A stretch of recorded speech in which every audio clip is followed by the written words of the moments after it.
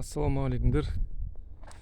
Қысқаша видео 6-24 сарайдың төбесін балкісіз тек қана стропильмен осындай каркас құрау арқылы жабайын деп жатырмыз. Мынау 6 метрлік дайын шатыр. Осылай етіп құрасаңыздар болады. Мықты балкіге қарағанда. 6 метрге балкы сала алмайсыз, ол беліне майысып кетеді. Сол себепті осындай етіп құрадық.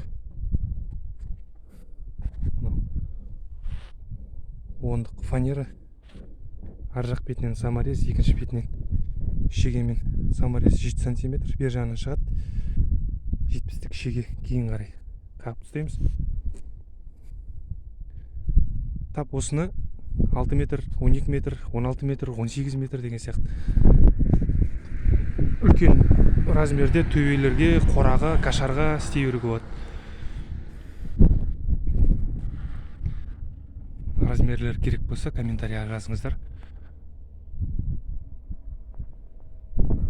Салып жібереміз.